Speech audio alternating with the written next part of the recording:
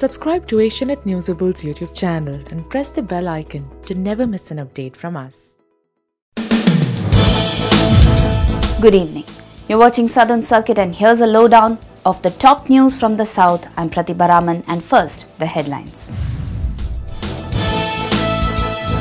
The Kauravas were in power, akin to the Congress now, and were defeated by the Pandavas to bring Dharma back. BJP retaliates after Karnataka CM Siddaramaiah stated that BJP consisted of Kauravas and the Congress are the Pandavas, while Karnataka elections 2018 is the Mahabharata. Actor Kamal Haasan embarks on a political journey. He will tour the state of Tamil Nadu in February and will announce the name of his political party before the commencement of his travel. Based on the petition filed by actor Dilip, Kerala court today ordered an investigation of the alleged involvement of the police in the charge sheet leak of the actress attack case. Meanwhile, the court adjourned the hearing of Dilip's petition requesting the documents and visuals related to the case to January 22nd. Telangana Chief Minister K. Chandrasekhar Rao held a meeting with district officials to finalize on providing Pattadar passbooks from March 11th for all the villages in the state. He also directed all the collectors to make ends meet to ensure that the passbooks reach every village in a day's time. The Kerala High Court has come down heavily on the political parties for the hartals believed to be leading to violence and destruction. The court made these observations while upholding a 2016 judgment of a single-judge bench. However, the one-man protest of Srijit in Thiruvananthapuram is perhaps setting the stage for a new template for these hartals. And the state's netas have a lot to learn from the Justice for Srijit chapter.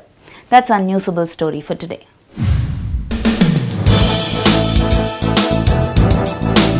Kerala High Court slammed the political parties in the state for using hartals as a mode of agitation.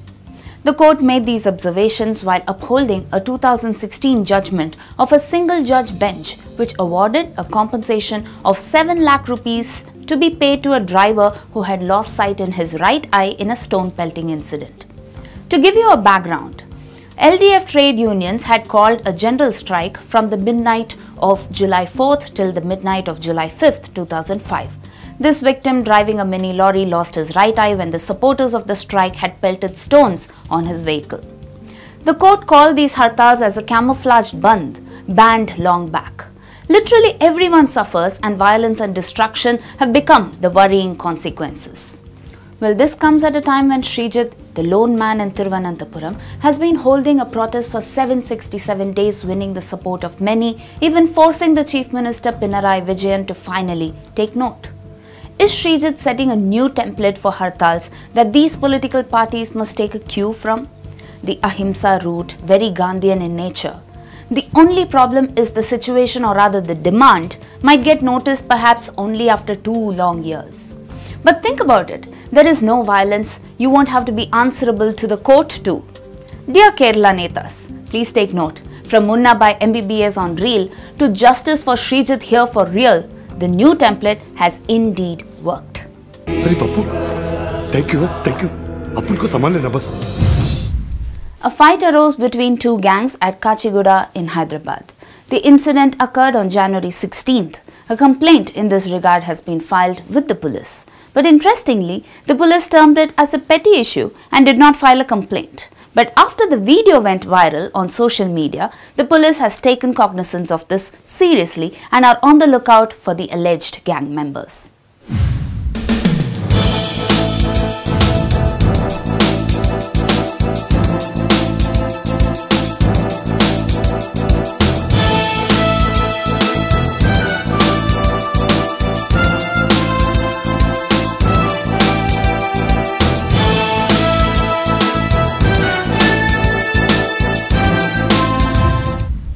The government withdrew the Hajj subsidy, the discount given to thousands of Muslims who go on Hajj pilgrimage each year.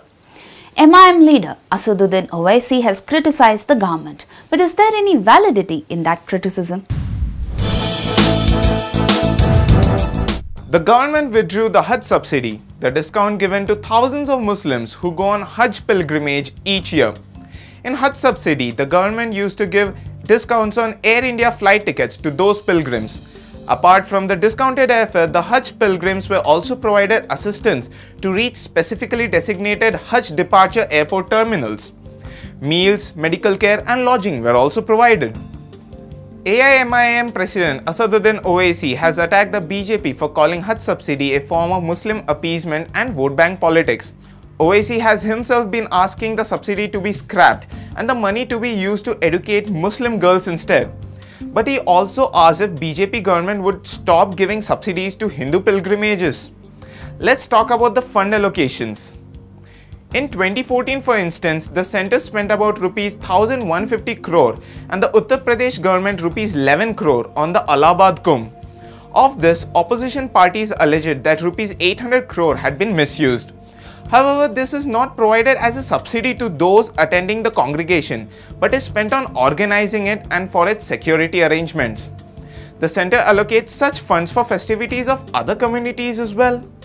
Other pilgrimages that receive central's funds include the Kailash Mansarovar Yatra, which involves a dangerous trek into the mountains of Tibet. The yatra is organized by the government, which spends money on security and health facilities for the pilgrims. Again, the money is not spent on subsidizing the travel, but to arrange for the security of the travelers. And it is also wrong to accuse BJP of the cancellation of the subsidy, since they were only following the Supreme Court's 2012 directive to slowly phase out the subsidy. In fact, the Hajj subsidy itself did not amount to much for several pilgrims, since there were complaints of the funds being allocated as a political largesse instead of being used for something pious. Several Muslim clerics have come out in support of the Supreme Court ruling, reiterating the fact that the Quran states only those who can afford to go on a Hajj should do so. Asaduddin Owaisi really has nothing to complain about except maybe the alleged misuse of the funds. And if he still wants the funds to be stopped, he can always approach the Supreme Court.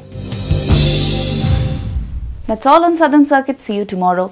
You know where to find us and stay logged on to www.newsable.com.